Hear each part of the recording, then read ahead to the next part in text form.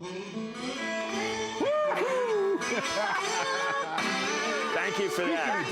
Speak of the devil. To go to commercial. That's what that is. Speak of the Gibson devil. Guitars. Coming up, we're going to ask Texas Governor Rick Perry about Mitt Romney's campaign strategy. And the music, it's because of our American Made series, continuing with the world's largest guitar manufacturer.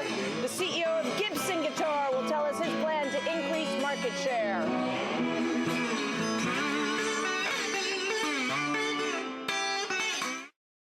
Coming up, our American Made series continues with iconic guitar maker Gibson. The company employs 1,200 people at its plants in Nashville, Memphis, and Bozeman, Montana. The CEO will join us next.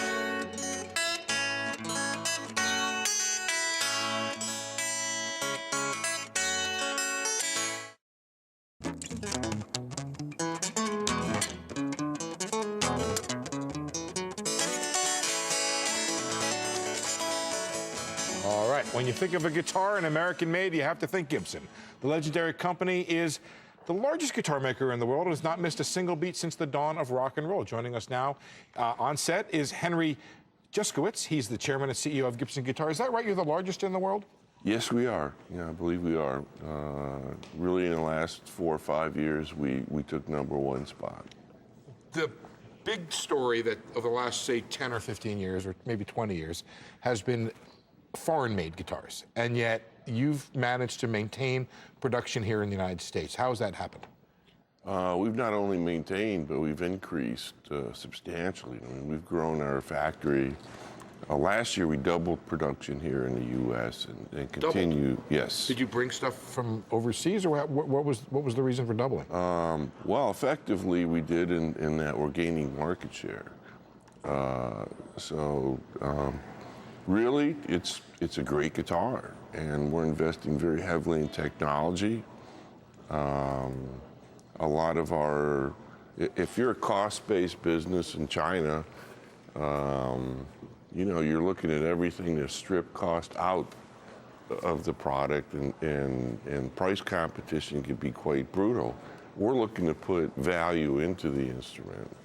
What does that mean? It means you're not lowering your cost, the retail cost of the guitar? Right. We've been increasing actually our pricing and translating it.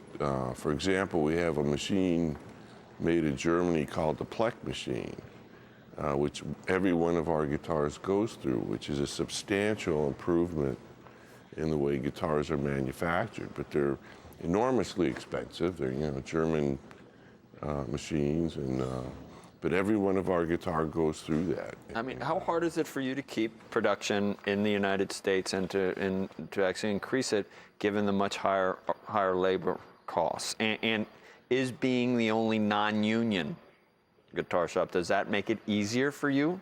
Well, it makes it substantially easier, mostly more because of work rules that often limit union contracts rather than cost itself. So it's some of the rules associated with it. Because we try to maintain a really high labor rate intentionally. We want to have the really best people. The best ones. I mean, that all sounds good. Would you say honestly, has the government helped you keep jobs here, or as an ally, or have they been an impediment to keeping jobs here? Well, I would say that they were pretty neutral until our latest foray with the government, where they have been enormously destructive. Yeah. What can you explain? What exactly happened? You had some wood. I don't understand. You're not allowed to import wood from Madagascar if it's used to make something here, but you could make it in Madagascar? More or less, that's right.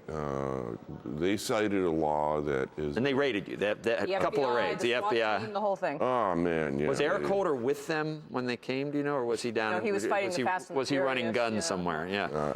You know, I don't know. It was a bizarre thing. You know, it's a guitar factory, mostly filled with ordinary folks, and... you know, and the SWAT team shows up. It was almost like a drug, like you were. It was a drug raid, you know. I mean, it's the same guys. And you were told at some point that if you just imported the wood from what did they say? How could you get around? They said the pressure will ease if you do what?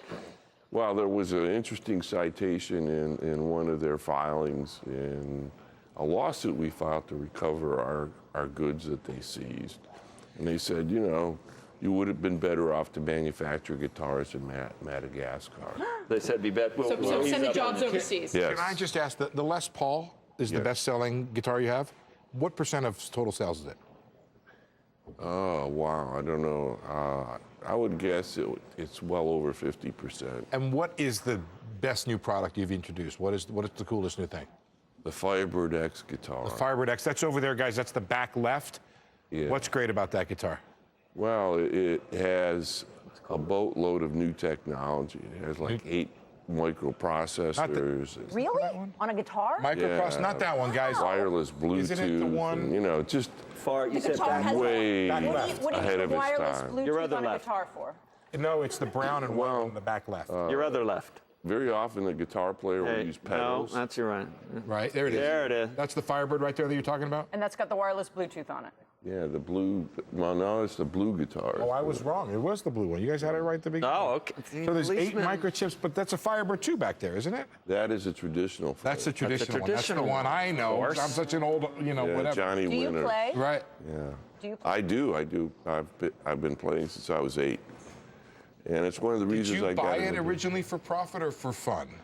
Well, absolutely, I brought it for profit. I'm a business guy, but I also have a passion for the product, so that really also influenced me to do a really hard job because it was in pretty bad shape.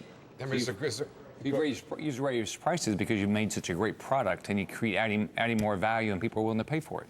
Well, and you know, I actually tested that when I'm an engineer and pretty analytical. I tested pricing, and we had an inverse price curve. So every time we raised prices, our sales went up. More desirable, aspirational. So our People wanted it. customers want Wow. fun pay gifts less. and a- So you could Yeah. afford to pay people better and make sure you had the best talent. Absolutely. so many beautiful guitars. That was Shocking in so business. fun. Really classic That was guitars. so It's a Thank what I you, call Henry. block and tackling. I wish Henry, thank you very much. Play. I know. And thanks also to the guitarists you listened to all morning. Grammy-nominated songwriter and composer Gary Lucas. What a great American story. You're doing a great job. All right, coming up, we'll have the latest buzz from Wall Street. We're going to head down to the New York Stock Exchange next. I haven't seen any FBI agents around. You're okay. You want to win. Total mayhem going on Yeah, around I here. love We got it. the president We're of going to see you Gibson in Guitars just a moment. playing with But Gary right Lucas now, over the there. CEO of Gibson We Guitar. got Joe is talking to playing- Faber. We got Michelle talking over. Go ahead. I just want everybody to see it. There it is. There it is. Total mayhem on Squawk. CEO of Gibson Guitar on the left. Never been done before. I don't know. Look at that.